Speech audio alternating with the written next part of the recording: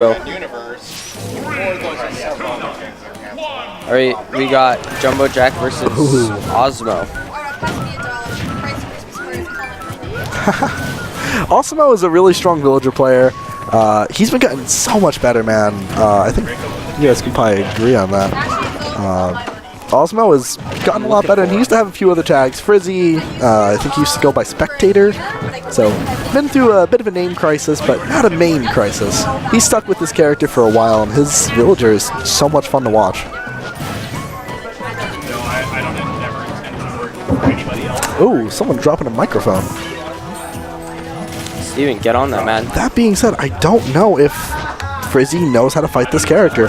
He hangs out with Coco a lot and Water, so he has a lot of weird matchups understood, but he doesn't seem too confident against this one. I don't think he gets to play against Bayo too much. Didn't matter. And this is really good edge guarding from Jumbo. Jumbo is not really letting this man get back. Tried to go for a ledge trump, maybe a ledge trump bear, but Frizzy immediately buffering a roll, wise to that option.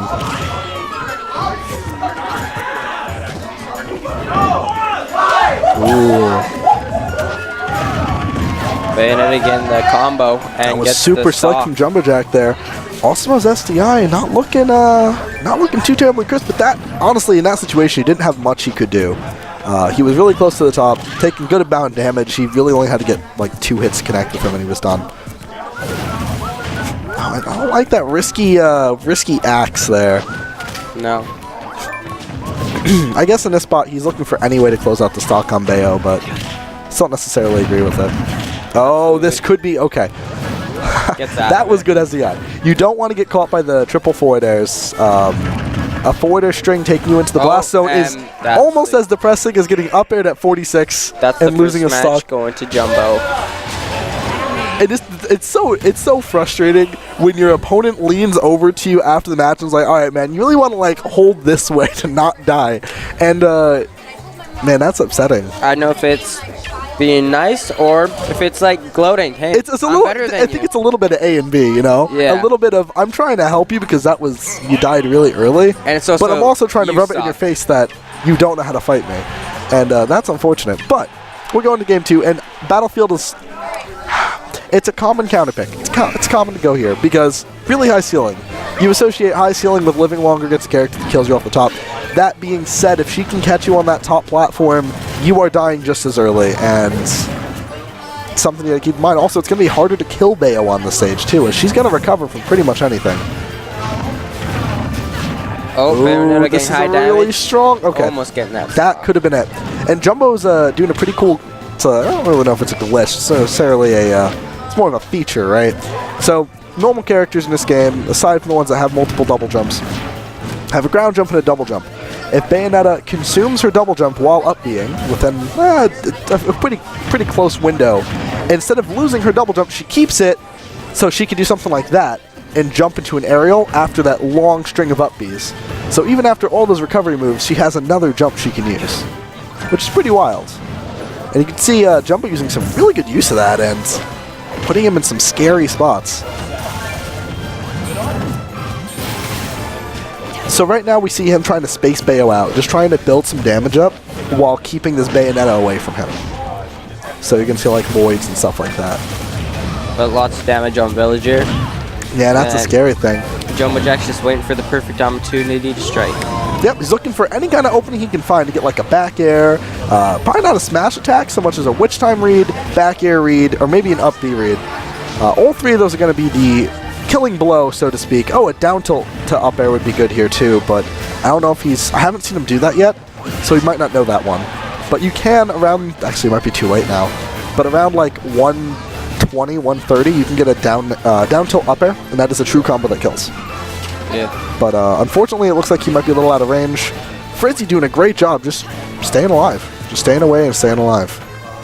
Bayonetta is one of those characters that no one really likes to fight against, so they don't choose to fight against them, therefore not as good as against them. That's what I was saying before. Never air dodge against Bayonetta, man. If you air dodge against Bayonetta, she will catch you, and you will get punished harder than if you double jump away. It is almost always, and when I say almost, I mean there's very few circumstances where if you double jump away, you won't survive. If you have the chance to, double jump. I don't care if you're consuming a resource, it's still worth it. Like, when you air dodge, Bayonetta gets to just float there and wait for you and then catch it with another update. Nicely done. Getting that kill with the bowling ball. That's a big kill for him, too. Bringing us down to pretty much an even game. Might be able to bring this back. Not looking too good, but never know what can happen. It's looking fine right now. I mean, when it's only like a 30% difference against Bayo, if he doesn't get 0 to death immediately, he gets to stay alive for a while. Bayo nerfs were significant. It doesn't feel like it sometimes, but they definitely were significant. They let you basically stay alive much longer. Ooh, I wish he could have gotten a nice extension off of that trip, but whatever happens, happens.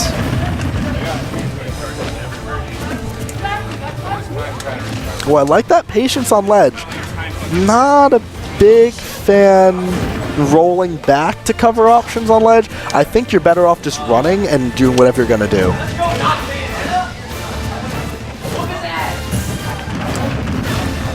Oh, man. Okay. This witch time could be big. Oh, but he's been spamming witch time too much.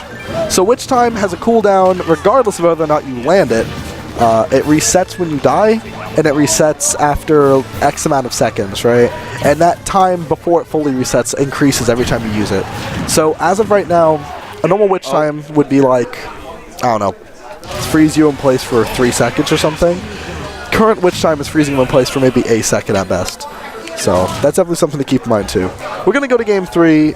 Not looking too hot for AUSMO, but still winnable. If you can just realize what he's doing wrong, he can come back pretty strong here. Absolutely. So you said don't have too many, oh wait, is it all best of 3?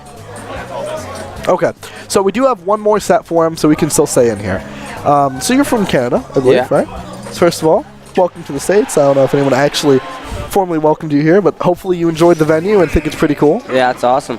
And it's probably the farthest away you can get from Canada is Arizona, going from a snowy kind of like area like that to basically the middle of a desert. Pretty much. And it's the best thing ever. I'd imagine it's a different change of pace at the very least. Because when your summer snows, a really hot day is very nice. I think a lot of people that are watching right now are going to say the exact opposite because they're from Arizona. Like, snow in the summer sounds great, actually. No, I respect that, man. And it's different.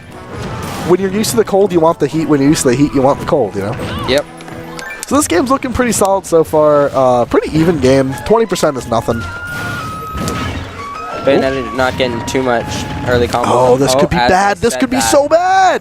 Don't air it on. Okay, we're good. We're good. We're good. Almost got that stock off. It's just a little terrifying whenever he gets hit by an up B is all. Very close. I think we need to have like a boot camp for how to SDI Bayo stuff and what the do's and don'ts of fighting Umbra witches, because it's a scary thing, man. Oh. That was so clean. That was so dirty. He's been trying something like that for a while. He does a lot of those drive-by watering cans, and it actually worked out there super well. I don't think JumboJack was really expecting that. I wasn't expecting that. That was super smart. I've never seen that in my whole life, and that was beautiful. That villager's name, Albert Einstein, man. That guy's wicked smart. All right, let's see what happens here. He is off stage. This is scary. Got that stock off. It's sometimes better to just drive straight to ledge and just tech. Just tech. Just be ready to tech it instead. So this is where we see the witch time at its full duration. Jumbo really didn't get too much off of it, but he got stage control, and that's could be honestly everything in this.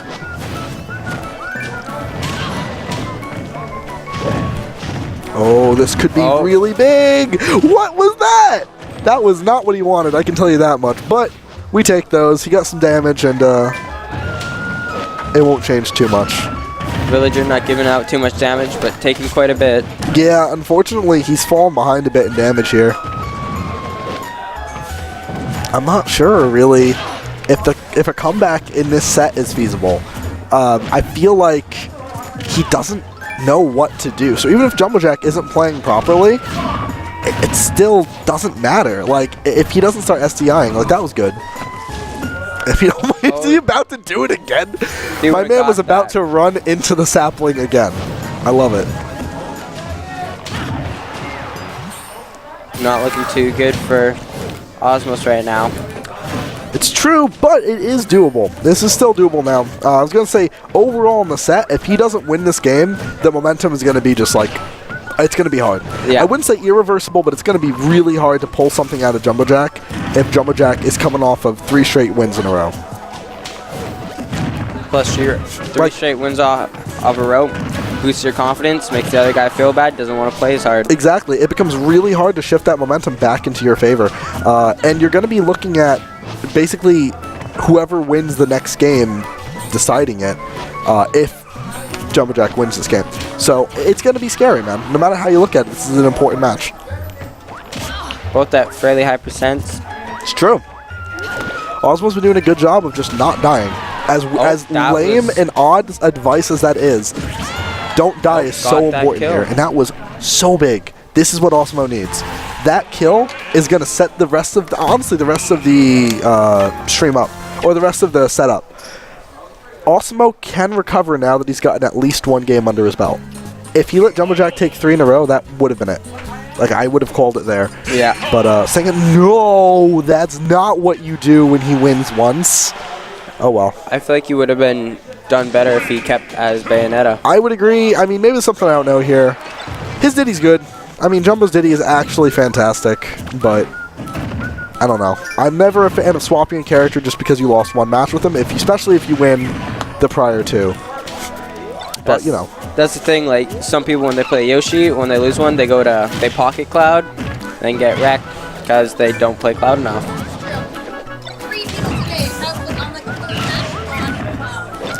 I believe it.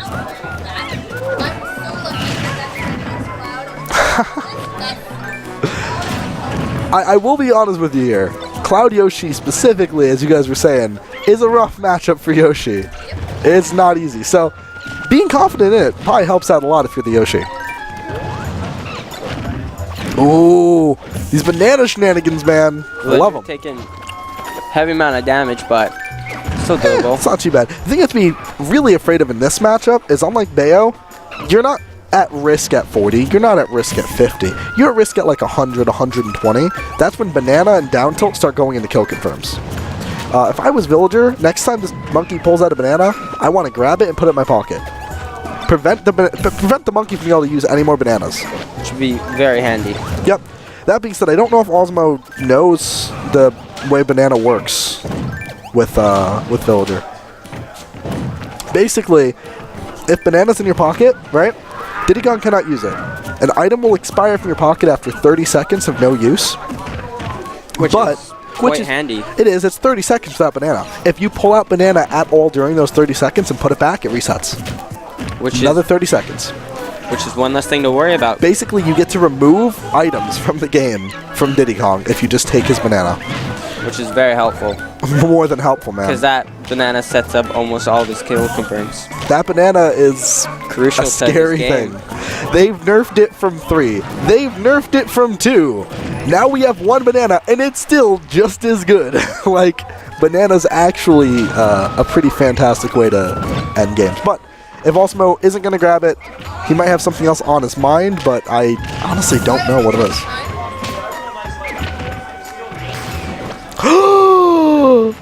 Oh no! That's unfortunate, man. That's not what I like to say.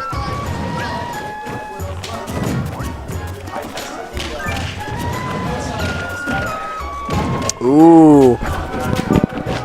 This just became a winnable matchup for him. So, I don't know if you saw what happened off stage. It was pretty dreadful. The Diddy Kong started to recover and just kind of fell to his death. So, that's going to make this game possible for AUSMO. See, I'm feeling a second wind come off of him. Yeah, definitely. I feel like he's starting to get a bit more confidence back. Getting that nice easy kill, one less thing to worry about. Even game. Having to only take out 1 stock from a good character like Diddy definitely evens the playing field and makes it feel a little less stressful. Maybe not a whole lot less stressful, but a little less stressful. Definitely. Oh, let's see what happens here. I'm honestly a little scared for his well-being. Kind of wish he held banana a little longer, because the longer he keeps banana in his pocket, the harder it is for JumboJack to do anything else. And actually, after this set, right there. exactly, that was actually really cool. It was almost a cool combo too, honestly. I want to talk to him after the set and ask what his opinion, what his mindset was to keep letting go of Banana. This is where it's scary, right? If Banana gets thrown at your shield, you have a few options. You can jump out of shield, you can spot dodge out of shield, or you can attempt to roll. And all three of those, there's counterplay that Diddy can do, and he basically forced you to not stay in shield out of the fear of him running up and grabbing you. Oh no! Great DI! That's exactly what I want to see, man. Perfect DI is going to keep you alive a little longer, but beware the Banana, beware the down tilt, because either one of those can end this game. Percents are getting fairly high. Yes, they are. On JumboJack, when easy Thing is, combo might end it. It's definitely touch of death here for Frizzy, or for AUSMO. But if AUSMO can rack up like 20 more percent, then it's an even game. Like, there's not much. That was smart. Okay, so let me go a little play-by-play there with what just happened. He was sitting in shield. He got a Banana thrown at him. Every single time he has been in shield, he's attempted to roll or drop shield for some reason after getting hit with Banana. That time he didn't. JumboJack was he kept in shield. JumboJack was anticipating him to drop shield, and he didn't. And because of that, he got to stay around, and he took it 2-0 over JumboJack. I think that was great. I think it was awesome. I think that was exactly what AUSMO needed to win.